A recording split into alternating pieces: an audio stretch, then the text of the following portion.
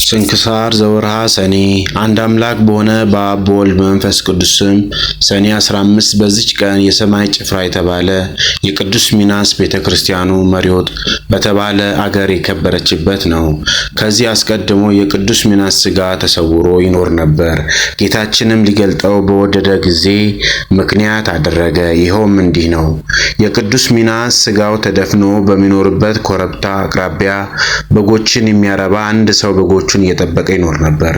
ከዚያ እረኛ በጎች ውስጥ ደዌ ያለበት አንዱ በግ በዚያ በኮረብታው አጠገብ ባለ ጉድጓድ ውሃ ተጠምቆ ወዲያውኑ ከደዌው ዳነ። እረኛውም አይቶ አደነቀ። ሌሎቹንም ደዌ ያለባቸውን አመጣ። በዚያ ውሃም በታጠቡ ጊዜ ሁሉም ዳኑ። ከዚህም በኋላ ይህ በቦታው ሁሉ ታወቀ። ደዌ ያለባቸውም ሁሉ እየመጡ አፈሩን ከውሃው ጋር አንድ አድርገው ለውሰው በመቀባት ወዲያውኑ ይድኑ ነበር። ምክንያቱ ግን አላወቁም። በዚያ ውሃና በአፈሩ በሽተኞችን እንደሚያድን የዚያ በግ ጠባቂ ወሬው በሮሙ ንጉሥ ዘንድ ተሰማ። ለንጉሡም የቁስል ደዌ የታመመች ልጅ ነበረችው።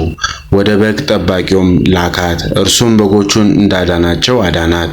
እርሷም በተፈወሰች ጊዜ በዚያ ቦታ ፈውስ የሚደረግበትን ምክንያት ታውቅ ዘንድ ወደደች።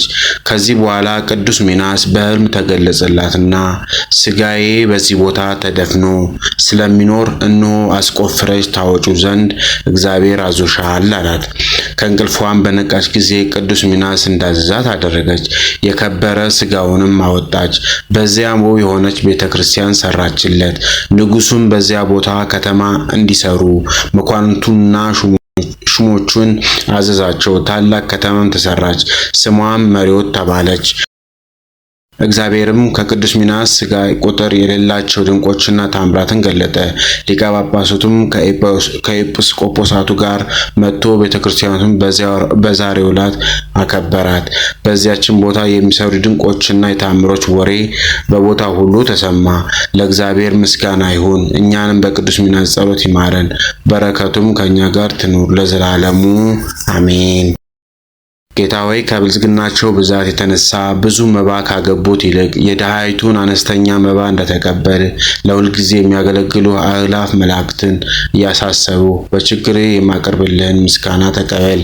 እናንተም ቅዱሳን ነቢያት፣ የወንጌል ሰባኪያን ሐዋርያት፣ ሰማዕታትና ጻድቃን፣ ትጉሃን መላእክት፣ ፍጹማን ደናግል እንዲሁም ደጋጎች መነኮሳት ሆይ ልጅ አዋቂ ሳይለይ የምንሰባሰብበትን የጉባኤ ቦታ ባርኩ።